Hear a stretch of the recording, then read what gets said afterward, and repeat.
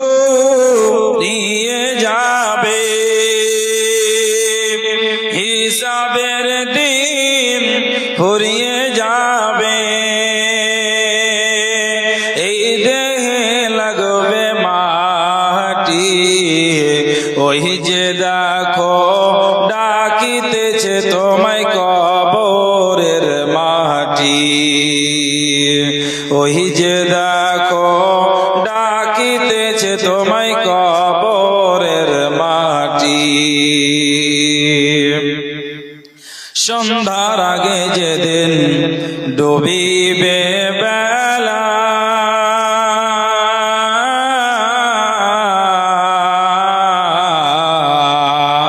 এক পলকে ভেঙে যাবে তোমার রঙেরই মেলা।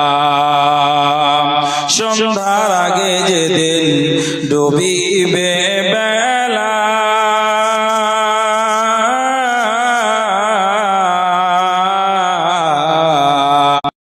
জোরে দম কারবা মাথায় ভাঙবে লাঠি। ওই যে দেখো ডাকিতেছে তোমায় কবরের মাটি। খবর পেয়ে আসবে আত্মীয় স্বজন,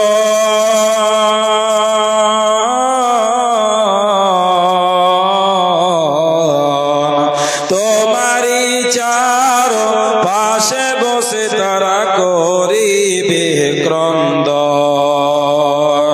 খবর পেয়ে আসবে আত্মীয় স্বজন,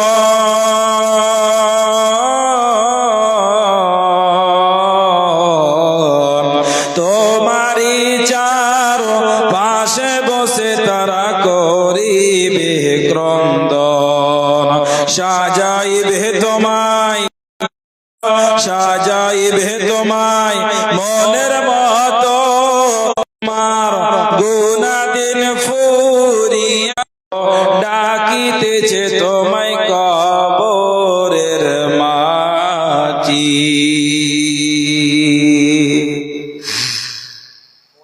উপস্থিত সম্মানীয় সুযোগ্য আজকের স্টেজে বসে থাকা সভাপতি সাহেব এবং দূরদূরান্ত থেকে আমার সামনে বসে থাকা ইসলাম প্রিয়, ইসলাম পিপাসু ভাই ও বোনেরা, ভাইরা আমার, এবং স্টেজের বাম দিকে পর্দার আড়ালে বসে থাকা মা ও বোনেরা, সর্বকিছু আল্লাহ তাআলার শুকরিয়া জ্ঞাপন করি যিনি আমাদেরকে আলহামদুলিল্লাহ তিনার পরে পরে আমাদের আখির নবী জনাবে মুহাম্মদ রাসূলুল্লাহ সাল্লাল্লাহু আলাইহি সাল্লাম তিনার উপর শত সহস্র শান্তির ধারা বর্ষণ হোক। আল্লাহুম্মা সাল্লি আলাইহি আল্লাহুম্মা বারিক আলাইহি। আজকের এই জলসা শুধু একদিনে হঠাৎ করে হয়ে যায়নি। যিনারা আজকের এই মাহফিল, এই জলসা আয়োজন করেছেন অত্যন্ত কষ্টের সাথে 20 দিন, 1 মাস, 1.5 মাস, 3 মাস পূর্বেই তারা সিদ্ধান্ত নিয়ে, আশা আকাঙ্ক্ষা নিয়ে আজকের এই জলসার ব্যবস্থা নিয়েছেন। কাজে আমি বলবো, এখানে আপনারা যারা এখনো আসেননি, বাড়িতে আছেন মা ও বোনেরা এবং বাপজি ভাইরা আমার, আপনারা এসে বসেন এবং কিছু শুনেন। কোরআন এবং হাদিসের কথা শুনলে সেই জায়গা যদি আল্লাহ রাব্বুল আলামিনের কোরআন এবং হাদিসের আলোচনা হয়, অবশ্যই সেখানে ফেরেশতারাও বসে এই কোরআনের আলোচনা শুনে। এটা অনেকেই জানে, যোগ্য আলেম বসে আছেন স্টেজে, তিনারাও জানেন যে আল্লাহ রাব্বুল আলামিন এই মাদ্রাসার উন্নতি কল্পে একটি বিরাট ধর্মীয় সভা আয়োজন করেছেন। অত্যন্ত দুঃখের সাথে বলতে হচ্ছে, আমরা ইসলামকে এখনো বুঝতে পারি না ইসলাম কি। কাজে যাই হোক, অল্প সময় আমি আপনাদের সামনে কোরআনুল কারীম থেকে কয়েকখানি আয়াত পাঠ করেছি এবং আল্লাহর রাসূলের হাদিস থেকে ছোট্ট একটু করে হাদিস পাঠ করেছি। সেই কোরআন এবং হাদিসকে সামনে রেখে আমি অল্প সময় আমার বক্তব্য ইতি করব। মা তাওফীক ইল্লা বিল্লাহ। আল্লাহ রাব্বুল আলামিন কোরআনুল কারীম নাযিল করেছেন। আল্লাহ রাব্বুল আলামিন কোরআনের মধ্যে এমন একটি আয়াত নেই যে আমাদেরকে বাঁচার কথা বলে। প্রতিটি আয়াত আমার আপনার জীবনে সেট রয়েছে। প্রতিটি আয়াত সূরা ফাতিহা থেকে শুরু করে সূরা নাস পর্যন্ত 114টি সূরা আল্লাহ রাব্বুল আলামিন নাযিল করেছেন। এই কোরআনের মধ্যে প্রতিটি কোরআনের আয়াতে আমার আপনার জীবনে মিল আছে এবং প্রত্যেকটি আয়াতের অর্থ বিভিন্ন রূপে বর্ণিত হয়েছে করে থাকে, কিন্তু আসল উদ্দেশ্য, আসল মাকসাদ এটাই যে আমরা দ্বীনের পথে চলি এবং আমরা জান্নাতের নৈকট্য লাভ করতে পারি, এছাড়া আর কিছুই নাই। তো ভাইরা আমার, আপনারা দেখেন আল্লাহ রাব্বুল আলামিন যেই কোনো আয়াত, যেই কোনো জায়গার, যেই কোনো সূরা যা বলুক না কেন আমার জীবনের বাস্তবায়ন আমরা করতে পারি, সঠিক পথে চলতে পারি, তার কারণে করেছেন। তো আল্লাহ রাব্বুল আলামিন বলছেন, বিসমিল্লাহির রহমানির রহিম, ইয়া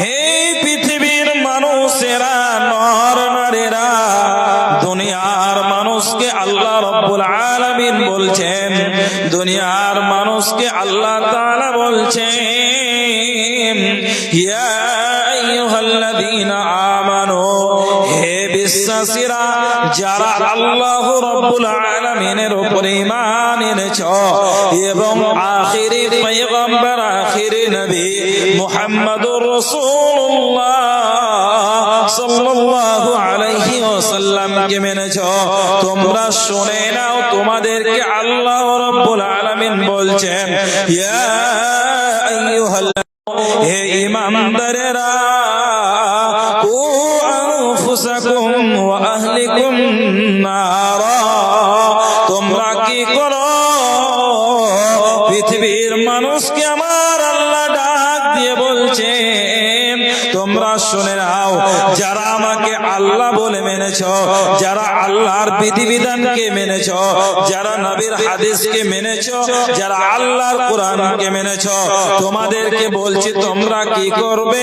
তোমরা নিজে জাহান্নাম থেকে বাঁচো রে, এবং তোমার আহাল পরিবারকে বাঁচাও, তোমার বেটাকে বাঁচাও, তোমার বেটিকে বাঁচাও, তোমার স্ত্রীকে বাঁচাও, তোমার মাকে বাঁচাও, তোমার বোনকে বাঁচাও এবং তুমি নিজে বাঁচো। অতএব আল্লাহ বলছেন, হে ঈমানদার ব্যক্তি, মা ও বোন রে, আল্লাহ রাব্বুল আলামিন এই আয়াতে উভয়কে বলেছেন, কারণ উভয় হচ্ছে মানুষ এবং জিন। তাদেরকে আল্লাহ তাআলা বললেন, তোমাদেরকে আমি জাহান্নাম থেকে বাঁচতে বলছি, কিসের জন্য? আমি কখনো চাই না কোন মানুষ জাহান্নামে চলে যাবে। অতএব আমি আল্লাহ তাআলা এই আশা করে থাকি আমার প্রত্যেকটি উম্মতি তারা জান্নাতে যাক, জাহান্নামে না যাক।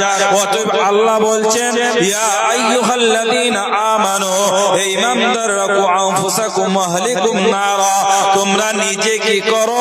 তোমরা জাহান্নামের আগুন থেকে বেঁচে যাও। তোমরা জাহান্নামের আগুন থেকে কি করে বাঁচবে? যতগুলো অন্যায়, অত্যাচার, জুলুম, রাহাজানি, যতগুলো গুনাহর লাইন রয়েছে, সমস্ত ঘাটকে বন্ধ করে দাও। অতএব তুমি আরো কি করবে? তুমি আহলিকুম নারা, তোমার আহাল পরিবারকে বাঁচাবে। কিভাবে বাঁচাবে? তোমার ফ্যামিলির যখন মেয়েটি একটু নোংরা কাজ করবে, তোমাকে বারণ করতে বলবে। অতএব রব্বুল আলামিন আমাকে ডাকে ডাকে রে পাঁচবার, সকাল সন্ধ্যায় রইলি ধাম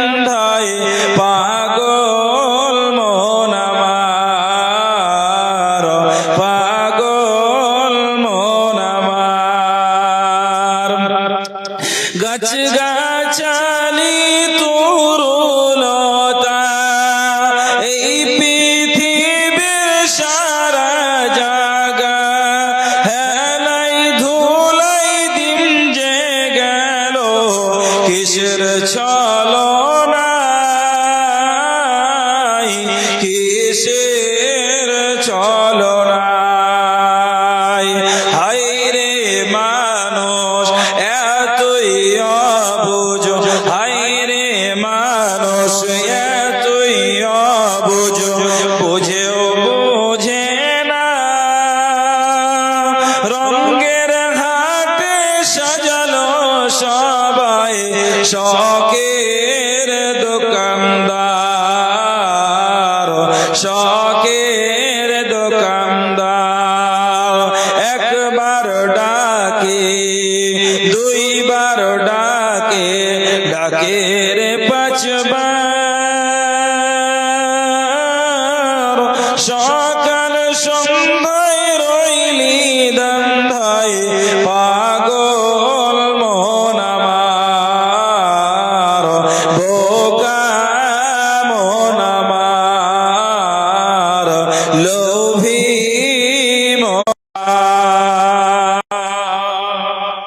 এই আয়াত থেকে আমরা বুঝতে পারলাম যে আল্লাহ তাবারক ওয়া তাআলা যা আয়াত নাজিল করেছেন কোরআনুল কারীমের মধ্যে আমাদের জীবনকে বাঁচাবার জন্য আমরা যাতে জাহান্নামের দিকে না চলে যাই তাই এই আয়াত থেকে আমরা বুঝতে পারলাম এই যে অর্থ হচ্ছে যে তোমরা নিজে বাঁচো এই ঈমানদারেরা তোমরা নিজে বাঁচো এবং তোমার আহাল পরিবারকে বাঁচাও সম্মানীয় উপস্থিতি এবার চলুন যাই আল্লাহ রাব্বুল আলামিন আবার কি বলে দ্বিতীয় আয়াত হে পৃথিবীর মানুষেরা যারা আল্লাহকে মেনেছো আল্লাহকে স্বীকৃতি দিয়েছো আল্লাহকে তুমি বলেছো লা ইলাহা ইল্লাল্লাহর বুকে আল্লাহকে মেনেছো অতএব তুমি জেনে নাও তোমার স্ত্রী তোমার ছেলে তোমার মেয়ে যা তোমার আহাল পরিবার তোমার মালধন তোমার টাকা পয়সা সমস্ত কিছু তোমাকে নামাজকে কাজা করেছো তুমি যাকাত প্রদান করোনি তুমি আল্লাহকে আল্লাহ বলে মানতে পারোনি অতএব আল্লাহ রাব্বুল আলামিন যা বলেছে সমস্ত কিছু তুমি নিকটবর্তী হতে পারোনি আজকে তুমি মুনাফিক রয়েছো আজকে তুমি সুদখোর রয়েছো আজকে কিসের জন্য তোমার একটি সুন্দর ফ্যামিলিকে সাজাবার জন্য তোমার ছেলের জন্য তোমার মেয়ের জন্য তোমার আহালের জন্য তোমার পরিবারের জন্য এই সমস্ত কিছুর জন্য রে বান্দা পৃথিবীতে গেছো তুমি এই জন্য তুমি মেতে আছো এই ভবে এসে তুমি কি করলে তুমি কিছুই পেলে না অতএব কবরে যখন তুমি যাবে তখন তুমি বুঝতে পারবে অতএব আল্লাহ রাব্বুল আলামিন বলতে চাইছেন এই পৃথিবীবাসীরা তোমরা শুনে নাও তোমাদেরকে আল্লাহ রাব্বুল আলামিন বাঁচাবার জন্য বলছেন তুমি কি করো রে বান্দা যারা ঈমান এনেছো তোমাদেরকে আমি বলছি তোমাদেরকে আল্লাহ রাব্বুল আলামিন ডাক দিয়ে বলছেন অতএব আল্লাহ বলছেন আমি কোরআনে বললাম এবং আমি কালে কালে যুগে যুগে নবীকে পাঠিয়েছি এই কারণে প্রতিটি নবী এবং রাসূল তোমাদেরকে দিনের পথ দেখাবে আর তোমরা সেই দিনে চলবে কুরআন হাদিস অনুযায়ী চলবে অতএব চলার পরে জাহান্নাম থেকে তুমি বেঁচে থাকবে অতএব আল্লাহর কোরআনকে আমরা আজ মানতে পারি না যদি কুরআন হাদিস না মানি জীবনে যদি কুরআন হাদিস না মানি জীবনে কি হবে গো মরার পরে কি হবে গো মৃত্যুর পরে কবরের মাঝে কি দিব জবাব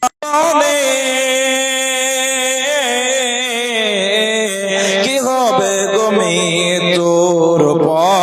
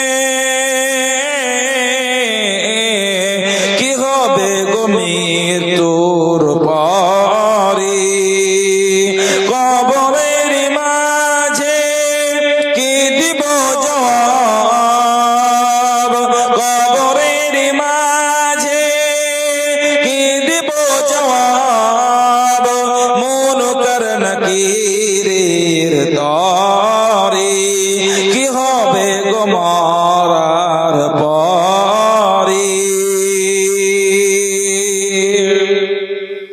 অতএব আমরা এই আয়াতগুলো থেকে কি বুঝলাম বাবজিরা ভাইরা আমার? আমরা বুঝতে পারলাম এটাই যে আল্লাহ তাবারক ওয়া তাআলা কোরআনুল কারীমের মধ্যে যা আয়াত নাযিল করেছেন সমস্ত আয়াত আলহামদুলিল্লাহি রাব্বিল আলামিন আর রহমানির রহিম মালিকি ইয়াউমিদ্দিন ইয়াকা না'বুদু ওয়া ইয়াকা নাস্তাঈন যা করেছেন মিনাল জিন্নাতি ওয়ান নাস পর্যন্ত আমাদেরকে জীবনকে সাজাবার জন্য দিয়ে দিয়েছেন রুটিন, দিয়ে দিয়েছেন সিস্টেম, কিন্তু আমরা সেই সিস্টেমে চলতে পারি না। আমরা ধোঁকায় পড়ে গেছি, শয়তানের ধোঁকায়। এই করে করে এক নয় দুই নয় অর্ধেক অনেক আয়াত নাযিল করেছেন আমাদেরকে বাঁচাবার ক্ষেত্রে। আল্লাহ রাব্বুল আলামিন আমাদেরকে এই আয়াতগুলো বুঝিয়ে দিচ্ছেন এবং নবী রাসূল পাঠিয়েছেন, কিন্তু আমরা জাহান্নামের নিকটবর্তী, নোংরার নিকটবর্তী এখনো মেতে আছি। আমরা তা থেকে দূরে সরতে পারি না। আল্লাহ রাব্বুল আলামিন আবার বলছেন যে তোমাদের শত্রু, তোমাদের দুশমন, তোমাদেরকে আমি আয়াতগুলো বললাম বান্দা, কিন্তু তুমি বুঝতে পারলে না, কারণ তোমাদেরকে বুঝতে দিচ্ছে না। তোমাদের কলব, তোমাদের দিল, তোমাদের অন্তরকে এমন ভাবে মাতিয়ে রেখেছে দুনিয়াতে, তোমরা আজ ভাবতেও পারেনি যে আমরা কি করি। আল্লাহ রাব্বুল আলামিন বলছেন বিসমিল্লাহির রহমানির রহিম ইয়া আইয়ুহাল্লাযীনা আমানু দুখুলু ফিস-সিলমি কাফা ওয়া লা তাত্তাবিউ খুতুওয়াতিশ শাইতান ইন্নাহু লাকুম আদুউম মুবিন। আল্লাহ তাআলা আবার বলছেন, প্রতিটি আয়াত আমি পড়লাম, প্রতিটি আয়াতের শুরুতে আল্লাহ বলছেন এ শালমারের মানুষ, এ শালমারের মানুষ। এই মতো আল্লাহ বলেনি, আল্লাহ বলছেন হে পৃথিবীর মানুষ, পৃথিবীর নর নারীকে আল্লাহ ডেকে বলছেন তোমরা শুনে নাও। আল্লাহ রাব্বুল আলামিন বলছেন ইয়া আইয়ুহাল্লাযীনা আমানু দুখুলু ফিস-সিলমি কাফা খুতুওয়াতিশ শাইতান ইন্নাহু লাকুম আদুউম মুবিন। আল্লাহ রাব্বুল আলামিন বলছেন হে পৃথিবীবাসী রে, হে এলাকাবাসী, হে দুনিয়ার নর নারীরা, আমার বান্দা বান্দীরা, তোরা শুনে নে, তোদেরকে আমি বলছি, তোরা পৃথিবীতে যখন চলাফেরা করবি তোদের সব থেকে শত্রু নিকটবর্তী হচ্ছে ইবলিস শয়তান। তোদেরকে ভালো মানুষকে ইবলিস কি করে ওই দিন থেকে নিয়ে আজ পর্যন্ত, আজ থেকে নিয়ে কিয়ামত পর্যন্ত, কিয়ামত যেদিন যতদিন না হবে এই মানব জাতিকে ইবলিস শয়তান পথভ্রষ্ট করতেই থাকবে, করতেই থাকবে, করতেই থাকবে। অতএব ভালো কাজে যেতে দেবে না, দেবে না। অতএব আল্লাহ তাআলা বলছেন পৃথিবীর মানুষরে, তোদের জাতি পিতা এবং জাতি মাতা যারাকে আমি সৃষ্টি করেছিলাম, জান্নাতের ভিতরে রেখেছিলাম, আদম এবং হাওয়া, তাদেরকে আমি সৃষ্টি করার পরে যখন বললাম তোলা তাকরাবা হাদিহিস শাজারা ফাতাকুনা মিনাল যালিমিন, তার পূর্বে আমি বলেছিলাম সমস্ত ফেরেশতা মণ্ডলীকে তোমরা এসো রে, এবং আমি একটি নতুন জিনিস সৃষ্টি করলাম, আমি একটি নতুন মাখলুক তৈরি করলাম, তোমরা তাকে সিজদা করো। অতএব তারা সিজদা করলো না, সিজদা করেনি। তখন তারা সিজদা করেছেন, তারা সিজদা করলো। অতএব সেই জায়গাতে যখন ফেরেশতারা এক জায়গায় হয়ে গেল, ফেরেশতা এক জায়গায় হওয়ার পর তাদেরকে সিজদা করতে বলল, তারা সিজদা করে নিল, কিন্তু তার মধ্যে ছিল ইবলিস। তারা সেই সিজদা করলো না, তারা সিজদা করলো কিন্তু তার মধ্যে ইবলিস সিজদা করলো না। সেদিন থেকে ডিগ্রি পেয়ে গেল। অতএব আল্লাহকে বলছেন আল্লাহ রাব্বুল আলামিন আমি তো ভ্রষ্ট হয়ে গেলাম, জাহান্নামী হয়ে গেলাম।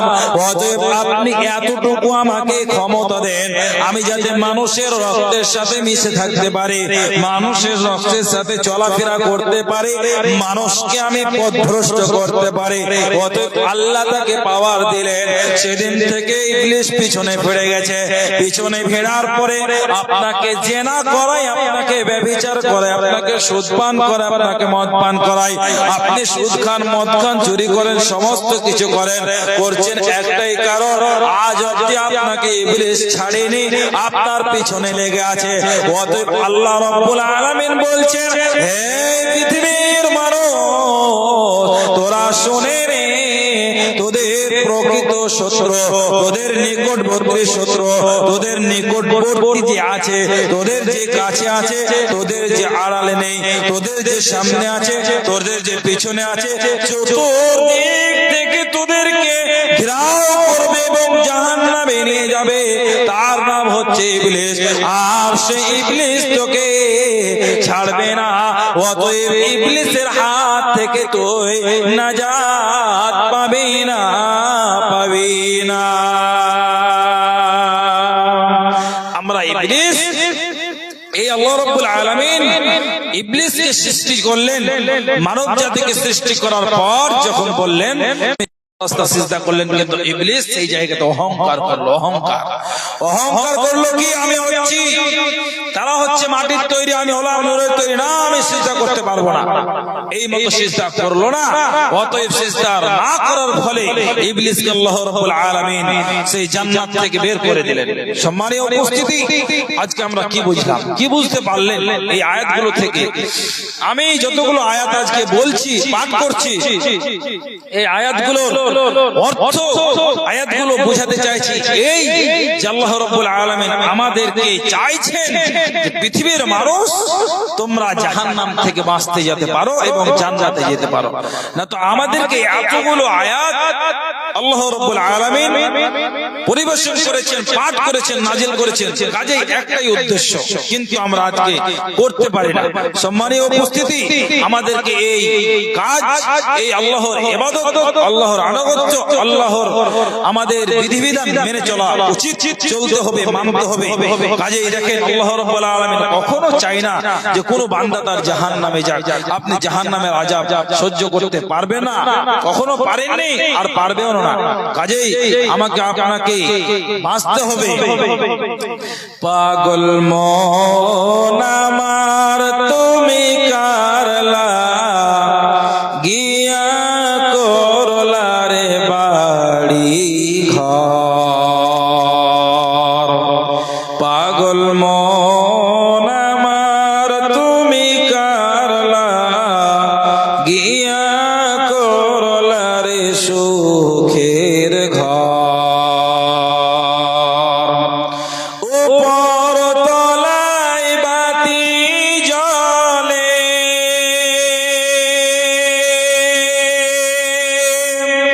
উপর তলায় বাতি জ্বলে, নিচ তলাতে অন্ধকার, তুমি কারলা গিয়া করলা দাই। বলো বন্ধু বলো,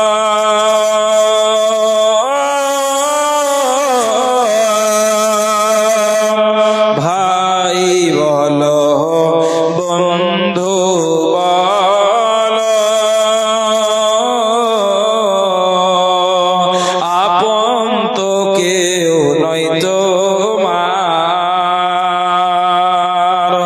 দু চারটা দিন কেঁদে কেহ, দু চারটা দিন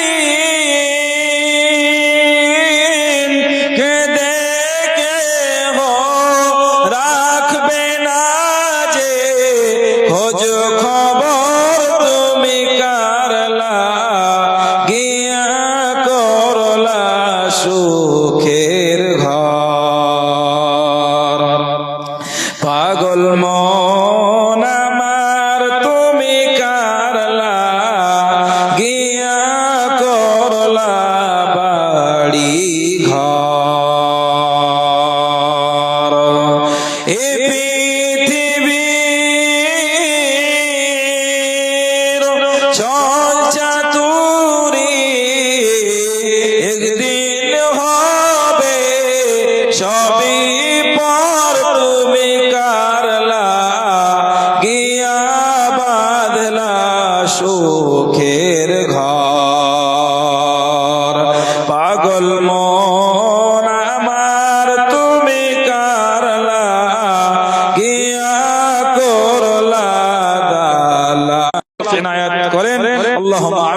এখান থেকে যদি শেষ করছি, যদি আমার ভাষার দ্বারাতে ভুল ত্রুটি হয়ে থাকে ক্ষমা করবেন।